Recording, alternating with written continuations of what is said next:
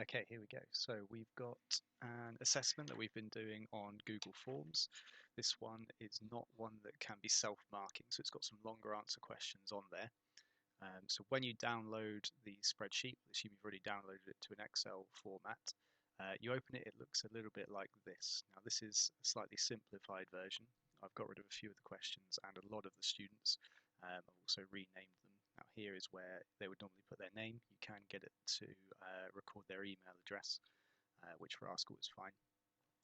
Um, so basically, if we want to mark this as quickly and efficiently as possible, which is the name of the game, this is how I think we should do it. So first of all, each column is used for a question and each row is a student. So if you looked from left to right, that would give you a whole student's test. And if we look from column D, for example, all the way down, they are all their answers just to the first question. Now, I think it's quicker to mark each question one at a time. It makes you get used to the mark scheme, so you can just go through the same question over and over again. And that way we can just run through and just bash out a load of marks nice and quickly, and we can work out how many marks they've got for that question without having to go through and go look at all the other questions and then come back and realize we've forgotten what the mark scheme looked like. So getting down to it, the quickest way I think to do it is to insert columns in between each question where we can record the marks. So if you click on the column header, so J here for example, because that is just after column with question 6 in, column I, and if you hold control and click on the other questions, and you can see it highlights all of them, but there is a little gap in between um, because by holding control you're selecting them all individually. Now I don't need to do question 1 because that would insert a column to the left of it, which I don't need to do. So now just right click anywhere on those headers and just click insert. And now that's created a column, or inserted a column in between each question, which is kind of hard to see at the moment because the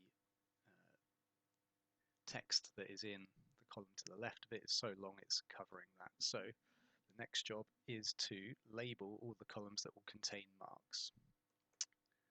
So Q1 marks, for example, Q2,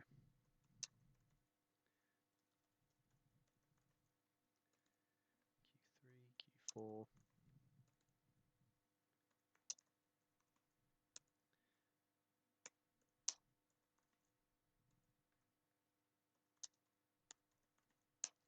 okay, now that looks slightly tidier, but it's not ideal. So to go through question 1, like I say, this is useful if you've got longer answer questions or questions that Google Forms can't mark itself. Again, the text is too long to see all in this cell. So what I'm going to do to mark question 1 is resize it slightly. Then if I select the entire column by clicking on the column header there, I can then click wrap text up at the top, which then means I can see the whole answer because it resizes each cell so it contains that answer. Now, I can't remember exactly what the mark scheme is for this question, but let's assume that I have that in front of me and I'm marking it. I can then run through the marks for these questions, for this question. Okay. So let's say I've done that. Okay, I want to move on to question 2. Ideally, I don't want them stretched out all the way down here. So what I can do is click on column D again, unwrap the text, and it goes back to normal. I can resize that again if I want to, just to get it out of the way. And now we've got question 1 marks all there. Okay, I'll do the same for question 2. Again, column F, the answers are too long, so I'll just resize it, wrap text, have a look at that. Okay, and let's assume I'm going through and marking those. Okay, then same again, unwrap the text, shrink it down. Now some of them might be quite easy to mark, so I can go that's 2, that's 2, that's 0, 2, 2, 0, 2. I don't have to resize or wrap the text, that's nice and straightforward. Same for this one. And this one.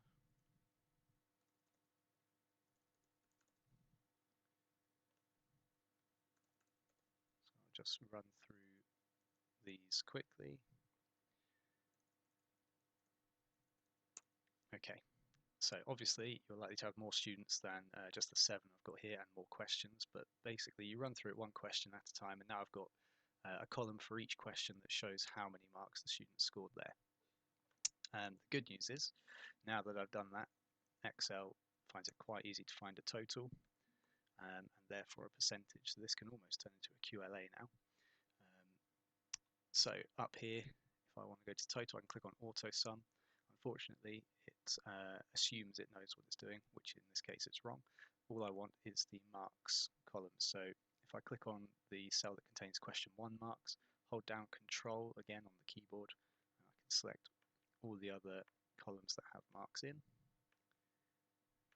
Okay, and you can see it's got E2, G2, I2, etc. there. So that's just going to add the number of marks in there. Okay, which is 7. And if I want to copy that down for every student, go to the bottom right corner of the cell and just copy that formula down.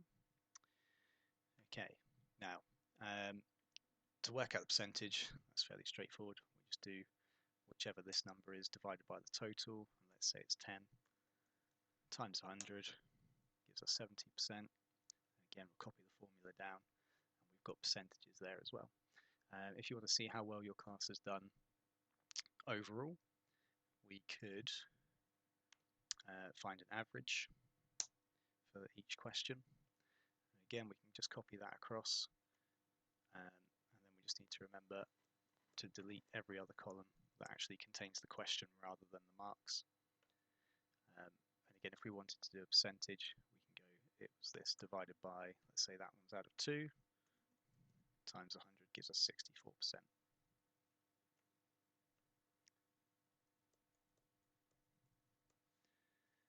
I might need to change some of these. This one's out of 1, for example.